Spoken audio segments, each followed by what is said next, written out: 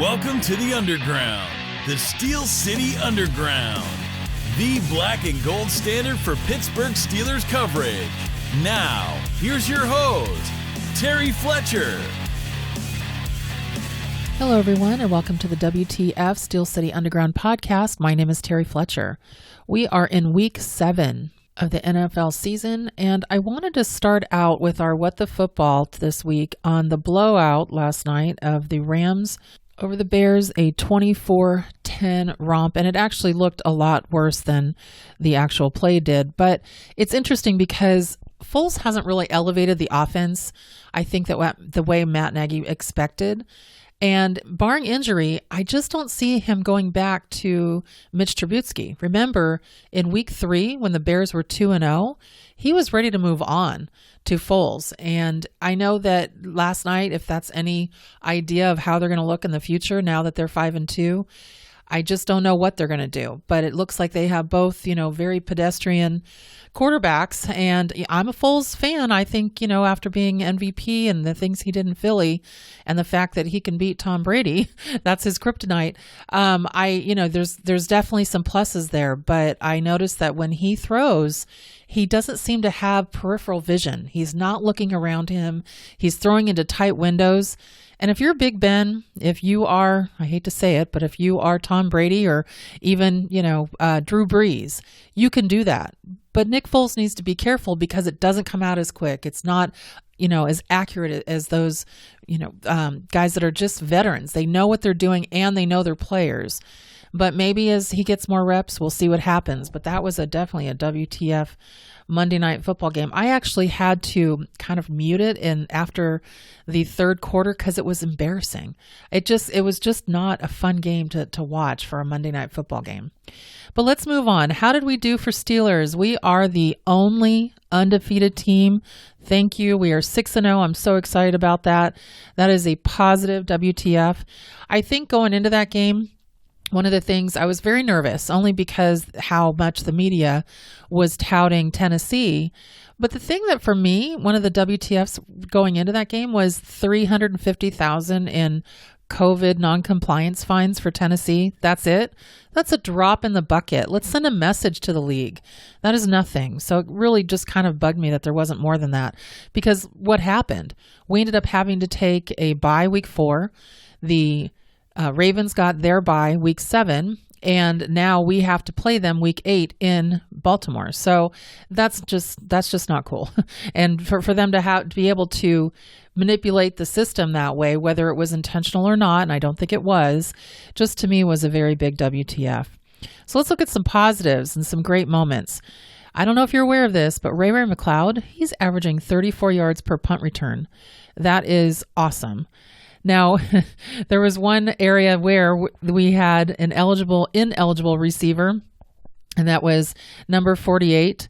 And this was actually not we didn't, but Tennessee did. And this was kind of really funny when the referee gets on the loudspeaker and he says, ineligible receiver number 48 and others, meaning that everybody shouldn't have been able to catch the ball. So there was a muffed punt and the punter dropped it and then he tried to pass it and just all kinds of things came after that. So that was kind of a very funny moment. But in the first half, when we were at 24-7, only 27 yards to their running back Henry. And that is just crazy to have that in the first half. The second half was a little more brutal. They came back and almost won it. And luckily in the last 14 seconds, their kicker missed the field goal. But everything happens for a reason. We played very well the first half. We've got to figure out some things the second half because I don't know about you, but I was holding my breath for sure. But the Titans did something, and we've warned people. We've warned you. What are you doing? If you don't think there is a terrible towel curse, go back and look at some of the close games. Go back and look at some of the wins that the Steelers have had when teams do that. And the Titans stepped on a terrible towel. Right before the game, it was all over Twitter, and they lost. That's all I'm saying. I'm just putting it out there because I've seen already the Ravens do it this week. And not to jinx anything, but if you have a WTF moment, when we win, we'll see what happens there. So I just think it's interesting that they just don't get it. You just don't get the power of that terrible towel. Now let's move over to what's going on with Todd Gurley. So in Todd Gurley's game, which, he now is with the Atlanta Falcons, he had a moment where they basically were, you should hear how they were just giving him so much crap on the media because he was supposed to go down apparently and not score a touchdown.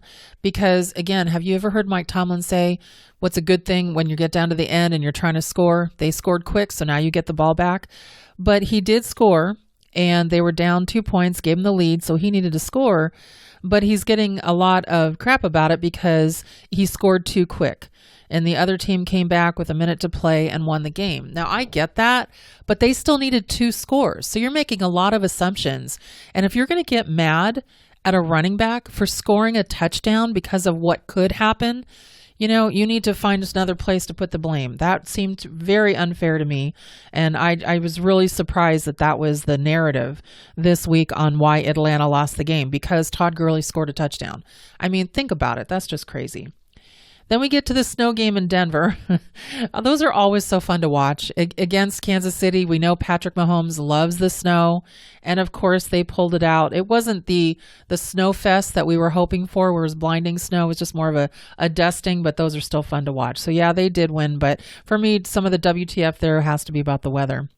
Now in Cleveland, we're watching the ticker tape at the end on this game. I didn't get to see a lot of it, so I went back and watched a little of it, and then it was on the red zone after our game or whatever during. And then Cleveland actually beat Cincinnati 37-34, and they were favored by 3.5. So people were mad because they didn't cover the point spread. Everybody's about their gambling and their point spread and all that. I am too.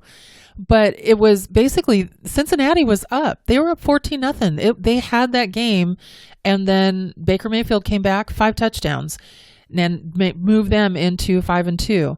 Now, I am not saying that they're a good team. I would never say that out loud.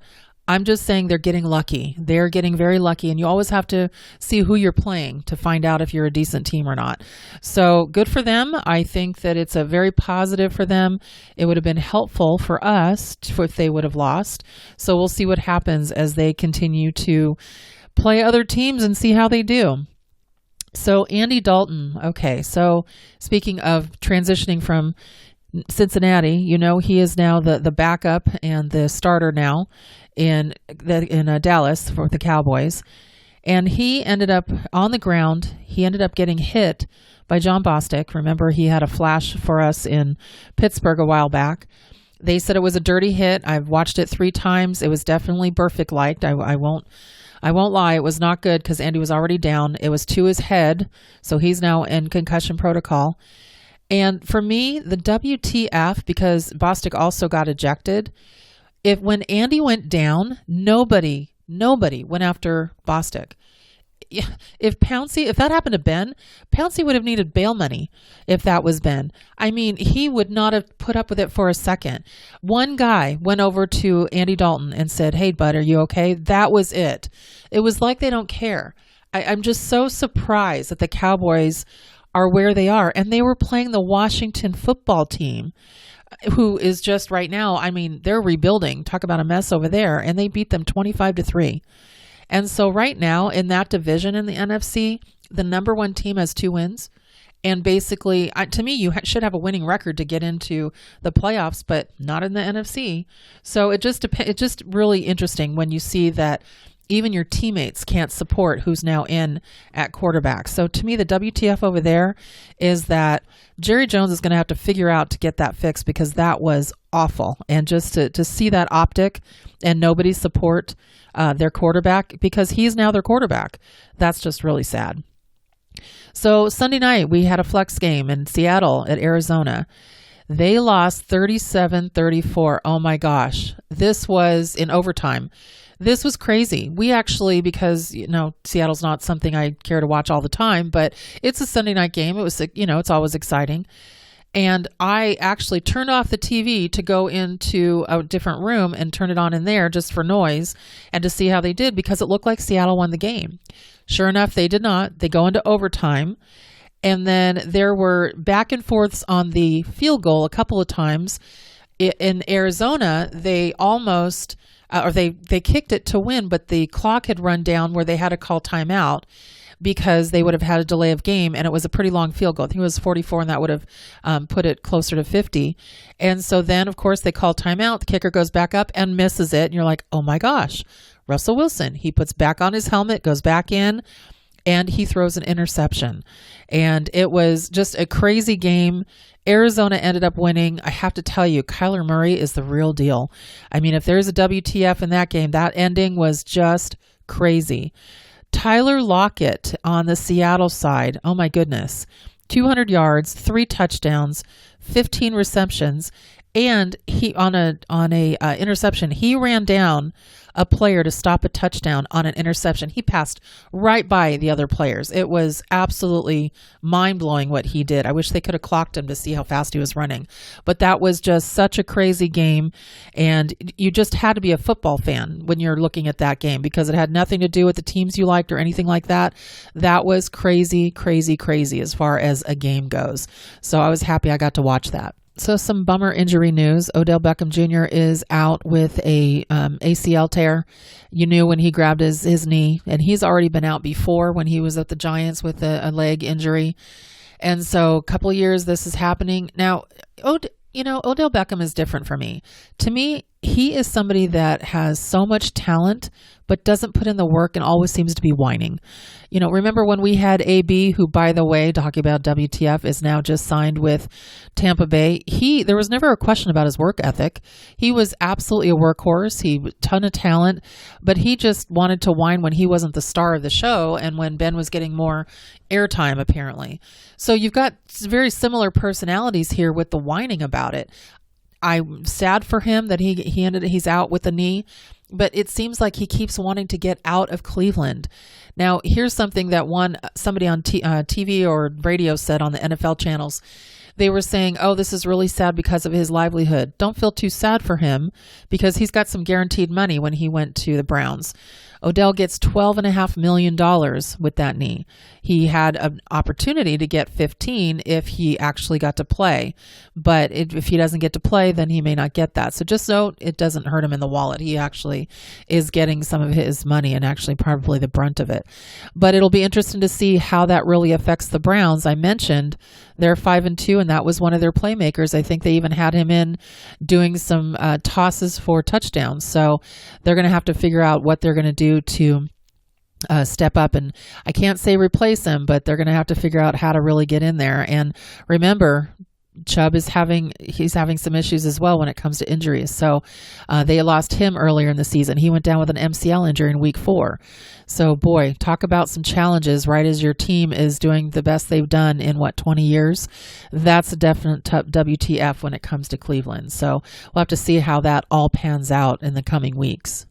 Now, my final WTF for week 7 has to be the New England Patriots. Bill Belichick, it did not take long. And you really just have to know that everybody was, especially with the early miss from Tom Brady where they lost a game. But New England Patriots, they have a losing record right now. And that hasn't happened to them since 2001. And so when you look and see what is happening in New England, I really feel bad for Cam Newton. He doesn't really have any, receivers to throw to. I should say weapons. I mean, Edelman, etc., but he doesn't have anybody up there. And he really, really could use some weapons. And I see how Tom Brady treats Mike Evans down in Tampa Bay, and now to bring in Antonio Brown. I really hope that they trade him. I think he could really use another receiver. They benched Cam Newton, and that was really sad, and put in Stidham, and he did just as terrible. So hopefully it was just a bad game, and we'll see what happens with them. But secretly, am I like, haha, Bill Belichick? Just secretly, yeah, I wouldn't put it out there. Did I just put it out there? Sorry, that's my WTF moment. But you just never want a team, because I want to play competition. I know that Mike Tomlin loves playing competition. Nobody wants to play in a game that you just know you're going to kill the other opponent. Is it fun to watch? Oh, sure. But is it really getting you better? No. So let's just see what happens in New England right now. It's not good. So we'll see what happens there. All right, everyone, that's our WTF for the week. Can't wait for this weekend. I'd be surprised if it wasn't flexed. We do play at 1 p.m. Eastern time on Sunday against the Ravens, and they are coming off a bye. They're coming off a 5-1 campaign, and this is going to be a crazy game, especially a division game and a rival. And the first time I think Ben is really going to go against Lamar Jackson. Last time it was Duck, and we almost won that game. So let's see what happens, and I'm excited about it. So everyone, make it a great day and a great week, and thank you for listening to the Steel City Underground WTF podcast. We would like to thank you for listening and remind our listeners to follow us on social media and our website, www.steelcityunderground.com.